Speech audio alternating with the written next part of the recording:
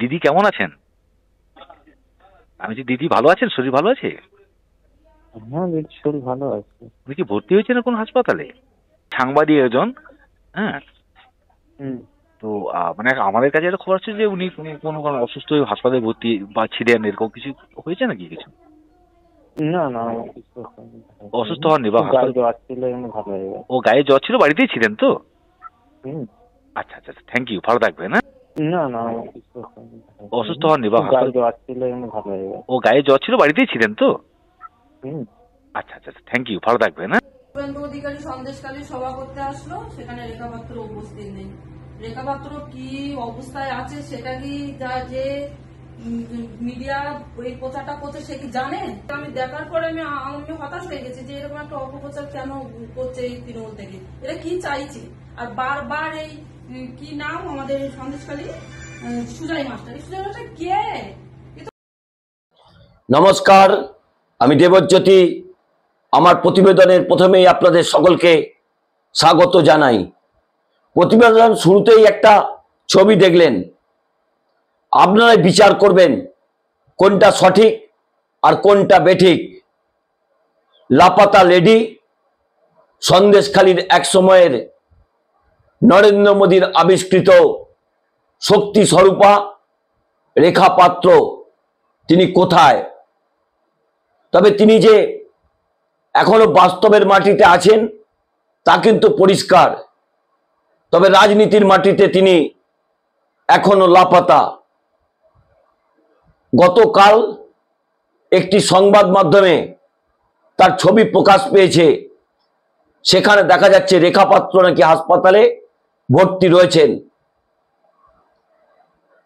গত রবিবার আরো একটি খবর সম্প্রচারিত হয়েছে একটি বেসরকারি সংবাদ মাধ্যমে।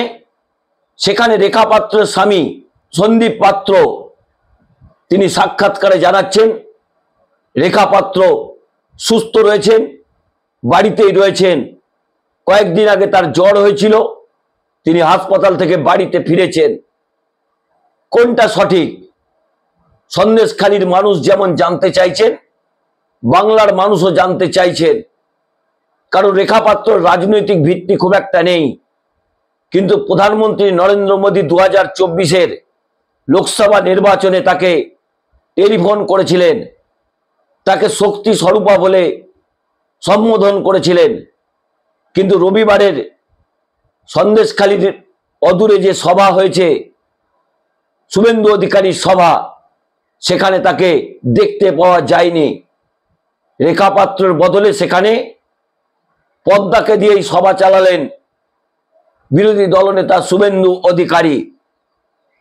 এত রহস্য কেন? এই লাপাতা লেডি কি এখন রহস্যময়ী নেত্রী হয়েছেন? কারণ গত দুদিন ধরেই কিন্তু এই রহস্য বাংলা আকাশে বাতাসে ঘুরছে। বঙ্গ বিজেপির নেতাদেরই বলতে হবে কোনটা সঠিক। যে ছবি তারা সংবাদ মাধ্যমে নিয়ে এসেছেন, বিজেপির একজন নেতা তাকে হাসপাতালে দেখতে গেছিলেন, সেখানে অনেক বড় বড় কথা এই শক্তি স্বরূপা রহস্যময়ী লাপাতা লেডি রেখা পাত্র বলেছেন যে তিনি তৃণমূল কংগ্রেসে যাবেন না, তিনি ভারতীয় জনতা পার্টিতেই থাকবেন। প্রতিদিনই পর্বের মাঝে আমার প্রিয় দর্শকদের কাছে একটা অনুরোধ করি, আপনারা লক্ষ লক্ষ মানুষ আমার এই ইউটিউব চ্যানেলটি দেখছেন, একটা ছোট্ট কাজ করুন, দয়া করে চ্যানেলটিকে সাবস্ক্রাইব করুন, বেল আইকনটি ক্লিক করে আমার পাশে থাকুন। তাহলে আমি নতুন নতুন পর্ব আপনাদের সামনে উপহার দিতে পারবো। অর্থাৎ যে কথা বলছিলাম, নরেন্দ্র মোদী নাকি তাকে অনেক কিছু দিয়েছে। কি দিয়েছেন সেটাও সন্দেশখালীর মানুষ জানতে চান। কারণ সন্দেশখালীর মানুষকে যেভাবে তাদের আবেগকে উস্কে দিয়েছিলেন, তারপরে তিনি থাকতেন নিউ টাউনের একটি আবাসনে, সেখানে এয়ার কন্ডিশন 2 বেডের একটা ফ্ল্যাটে তিনি এতদিন পর্যন্ত ছিলেন। সন্দেশখালীর আন্দোলনের পর থেকে তিনি কোনোদিন সন্দেশখালীর পা মারাননি।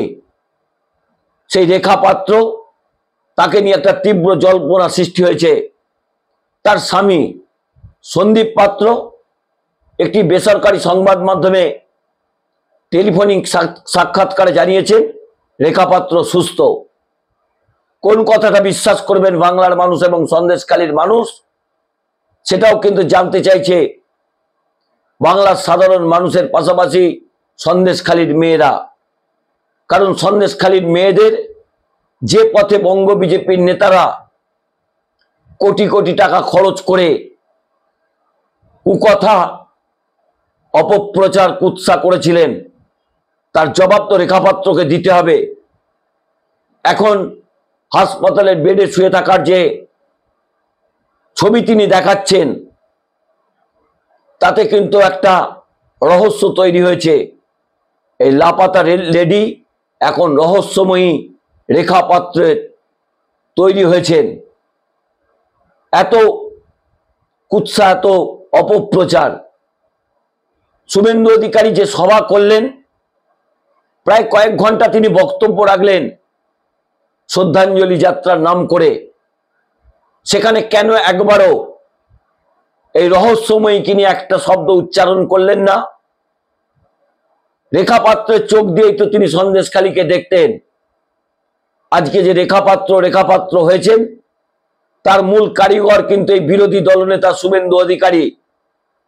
শুভেন্দু অধিকারী তাকে এই শক্তি স্বরূপার জায়গায় বসিয়ে দিয়েছিলেন, যিনি লোকসভা নির্বাচনে লড়াই করতে যেয়ে বুঝলেন বঙ্গ বিজেপির এই বিড়ালকে হাওয়া দিয়ে যেভাবে বাঘ তৈরি করে, সেইভাবে তাকে নেত্রী তৈরি করেছিলেন। তাকে গণতন্ত্রে মানুষ একেবারে শুইয়ে দিয়েছেন। বসিরহাটের মতো আসনে একেবারে জামানত তিনি বাজাতে পেরেছেন, কিন্তু তার যে অবস্থা হয়েছে, তিনি নিশ্চয়ই আর রাজনৈতিক অলিন্দে পা দেবেন না। কারণ তাকে যে শিক্ষা গণতন্ত্রে বসিরহাটের মানুষ দিয়েছেন, তিনি বহুদিন মনে রাখবেন। কে এই রেখাপাত্র, তাকে কে চিনত? সুজয় মাস্টার, তিনি এখন বর্তমানে তৃণমূল কংগ্রেসে রয়েছেন। তিনি রেখাপাত্র বানিয়েছিলেন। সুজয় মাস্টারের ছাওয়াতেই রেখাপাত্র তৈরি হয়েছিলেন। তিনি কেন সন্দেশখালীতে যেদিন রবিবার শুভেন্দু অধিকারী গিয়েছিলেন, কেন উপস্থিত হতে পারেননি তিনিই জানাবেন। তিনি বলেছেন অসুস্থ। কিন্তু শুভেন্দু অধিকারী, যিনি একে নেতা বানিয়েছেন, সুজয় মাস্টার, শুভেন্দু অধিকারী এই রেখাপাত্রকে আজকে একটা নেত্রী করেছেন, ফুলিয়ে ফাঁপিয়ে একটা নেত্রী বানানোর চেষ্টা করেছেন। শুভেন্দু অধিকারী কেন একটি শব্দ ব্যবহার করলেন না? যদি হাসপাতালে ভর্তি থাকেন, সে কথা কেন শুভেন্দু অধিকারী মঞ্চে বললেন না? বাংলার মানুষ কি এতটাই বোকা? দেশের মানুষ কি এতটাই বোকা? বাংলার মানুষকে যদি বোকা ভাবেন, তাহলে কিন্তু বিজেপি নেতারা ভুল করছেন। শুভেন্দু অধিকারীর 40 মিনিট 1 ঘন্টার বক্তব্যে একবারও রেখাপাত্রের নাম তিনি করলেন না। তবে তিনি যদি সত্যি হাসপাতালে ভর্তি থাকেন, তার দ্রুত সুস্থতা কামনা করি। তাহলে তার স্বামী যে বক্তব্য রেখেছেন, সেই বক্তব্যের সত্যতা কোন জায়গায় পৌঁছায়?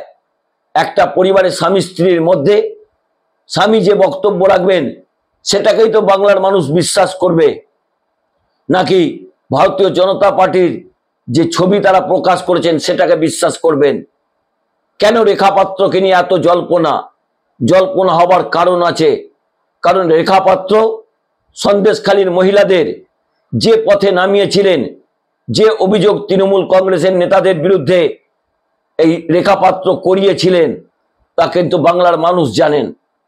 নারী নির্যাতন থেকে শুরু করে বেশ কিছু গরম গরম বক্তব্য রেখাপাত্র তৈরি করেছিলেন। সেই বক্তব্যগুলো আমরা আপনাদের সামনে প্রকাশ করতে আমাদের সংস্কৃতিতে বাধে। কারণ রেখাপাত্র যে পিঠে তৈরির কথা বলেছিলেন, তা তো এখন বাংলা ব্যাকরণে পর্যন্ত ঢুকে গেছে, বাংলা বইয়ে ঢুকে গেছে, অভিধানে ঢুকে গেছে। কিন্তু রেখাপাত্র সন্দেশখালীতে আর যাচ্ছেন না। সন্দেশখালীর মানুষকে আবেগ নিয়ে খেলা করেছেন, আর সন্দেশখালীকে ভুলে যে এখন নিউ টাউনের ফ্ল্যাটে নাকি তিনি থাকেন। তবে তিনি যেখানে খুশি থাকতে পারেন। এই লাপাতা লেডিকে অবশেষে যে খুঁজে পাওয়া গেছে সেটাই সবচেয়ে বড়, কারণ তিনি এখন রহস্যময়ী হয়েছেন। এই রহস্যের উদ্ঘাটন কিন্তু এই সন্দেশখালীর মানুষ জানতে চাইছেন। এই রহস্যের উদ্ঘাটন কিন্তু করতে হবে রেখা পাত্রকে। রেখা পাত্রকে আবার সন্দেশখালীর মানুষ চাইছেন যে একবার তাদের সামনাসামনি তারা দেখতে চান মানে তাকে কি কোনো রাজনৈতিক শিক্ষা দেবেন? রেখা পাত্র একবার সন্দেশখালীতে প্রবেশ করুন, তাহলেই বুঝতে পারবেন সেখানকার মহিলারা তাকে কি জবাব দেবেন। তবে এখন রেখা পাত্রকে নিয়ে শুভেন্দু অধিকারীর দল ভারতীয় জনতা পার্টি যে নতুন খেলা শুরু করেছে তা কিন্তু বাংলার মানুষ বুঝতে পেরেছেন।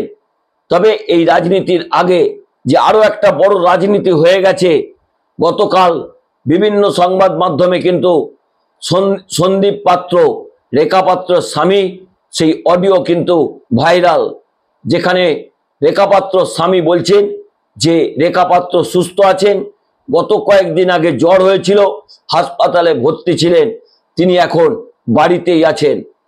গতকাল যে ছবি বঙ্গ বিজেপির পক্ষ থেকে প্রকাশ করা হয়েছে, সেই ছবি তাহলে কি এআই দিয়ে তৈরি করা নাকি ফেক, তাও বাংলার মানুষ জানতে চাইছে, সন্দেশখালীর মানুষ জানতে চাইছেন। তবে অবশেষে একটা কথা বলি, সেই রহস্যময়ী রেখা পাত্রর রহস্য কিন্তু উন্মোচন অতি দ্রুতই হবে।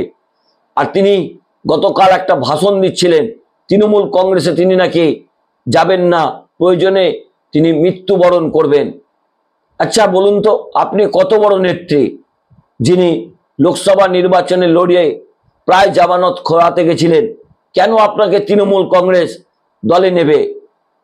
তৃণমূল কংগ্রেস কি আপনার মধ্যে নতুন কোনো মমতা ব্যানার্জিকে খুঁজে পাবে নাকি, যে তৃণমূল কংগ্রেসে আপনাকে অন্তর্ভুক্ত করবে? তবে আপনি যে রাজনৈতিক জীবনটাকে শেষ করেছেন নিজের হাতে, তা কিন্তু দিনের আলোর মতো স্পষ্ট। নমস্কার, আমি দেবজ্যোতি। আমার এই ছোট্ট পর্বটি ভালো লাগলে চ্যানেলটি সাবস্ক্রাইব করে বেল আইকনটি ক্লিক করে আমার পাশে থাকবেন।